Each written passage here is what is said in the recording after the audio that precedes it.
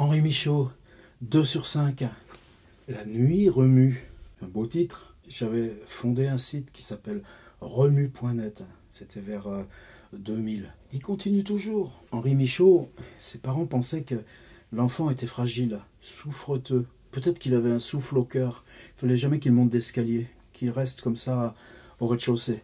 Et puis lui, à 20 ans, il a fini par comprendre que non, c'était pas ça la vie. Il valait mieux aller courir le monde et faire plein de choses. Et puis finalement, il a bien tenu le coup jusqu'à 84 ans.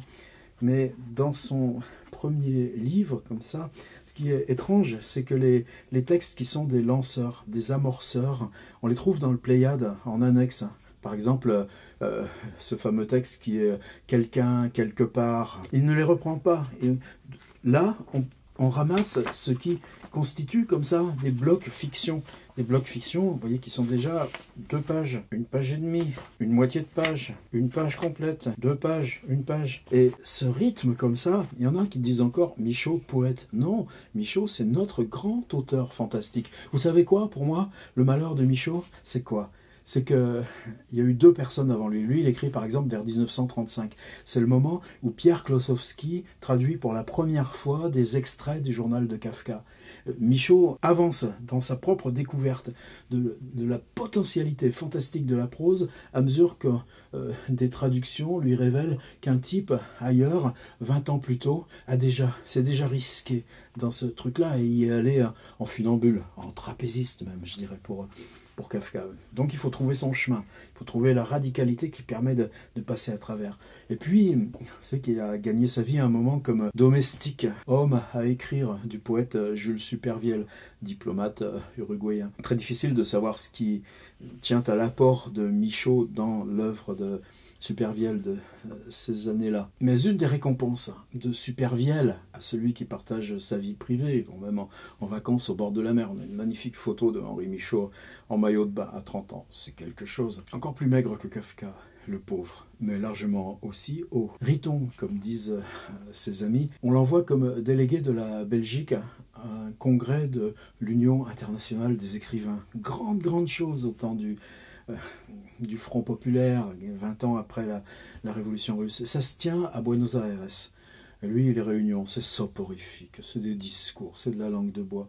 Donc il y a la ville, et puis en même temps, il y a sur la place ombragée un endroit où on peut boire des orangeades. Je dis orangeades comme ça, je ne sais pas ce qu'il buvait. Puis là, il y a un autre type, lui, il est de Buenos Aires, mais lui non plus, il ne supporte pas ce truc-là. Aucun des deux n'a encore publié. Il y en a un qui s'appelle Jorge Luis Borges, et l'autre, Henri Michaud. Ces 2 types qui n'ont pas publié pendant 3 semaines vont devenir amis. On ne saura jamais ce qu'ils se sont dit, ce qui a été pour l'un et l'autre la rencontre. Alors dans La nuit remue, on a l'entrée comme ça fascinante, brutale de Michaud en fiction. Pour nous évidemment un monument où qu'est-ce qu'il faut ramer, ronger en soi-même pour arriver comme ça à ce lieu où tout d'un coup il y a quelque chose s'ouvre et on est dans le fantastique. J'ouvre sur mes propriétés. Dans mes propriétés, tout est plat, rien ne bouge. Et s'il y a une forme, ici ou là, d'où vient donc la lumière? Nulle ombre. Parfois, quand j'ai le temps, j'observe, retenant ma respiration, à l'affût. Et si je vois quelque chose émerger, je pars comme une balle et saute sur les lieux. Mais la tête, car c'est le plus souvent une tête, rentre dans le marais.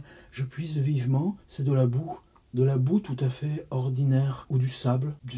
Ça ne s'ouvre pas non plus sur un beau ciel. Quoiqu'il n'y ait rien au-dessus, semble-t-il, il faut y marcher courbé comme dans un tunnel bas.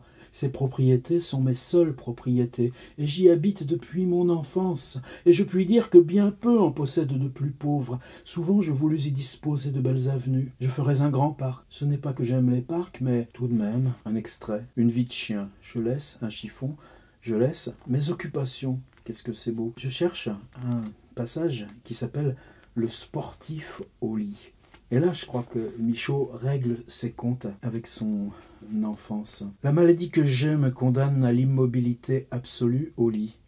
Quand mon ennui prend des proportions excessives et qui vont me déséquilibrer si l'on n'intervient pas, voici ce que je fais.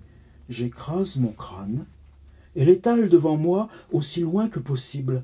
Et quand c'est bien plat, Je sors ma cavalerie, les sabots tapent clair sur ce sol ferme et jaunâtre. Les escadrons prennent immédiatement le trot, et ça piaffe, et ça rue, et ce bruit, ce rythme net et multiple, cette ardeur qui respire le combat et la victoire, enchante l'âme de celui qui est cloué au lit et ne peut faire un mouvement. Conseil aux malades. Maudit, magie, saint, distraction de malade. Encore un malheureux. Quand on cherche comme ça dans un livre quelque chose de précis, c'est très rare que le livre accepte de vous le montrer gracieusement. Le matin, quand je me réveille, je trouve juché et misérablement aplati au haut de mon armoire à glace un homme serpent, l'amas de membres contorsionnés, à la façon décourageante des replis de l'intestin. Appartient-il tout entier à cette petite tête épuisée, accablée? Il faut le croire. Une jambe démesurée pend, traînant contre la glace, une misère sans nom. Qu'est-ce qui la ramènera jamais en haut, cette jambe en caoutchouc? Si imprévu que soit le nerf dans ces hommes qui semblent tout mous et désossés, cette jambe a fait sa dernière enjambée. Quel aplatissement est celui de l'homme serpent? Il reste sans bouger. Pourquoi m'en occuper? C'est pas lui qui me semble bien désigné pour me tenir compagnie dans ma solitude, pour me donner enfin la réplique, attiré vers le bas par le poids, attiré vers le bas par le poids d'invisibles haltères, écrasé par la compression d'on ne sait quel rouleau, il gît, haut placé, mais il gît. Ainsi, chaque matin, c'est lui, passe ma nuit. Henri Michaud. La nuit remue, le sportif au lit, et plein d'autres. On pourrait l'apprendre par cœur. À demain.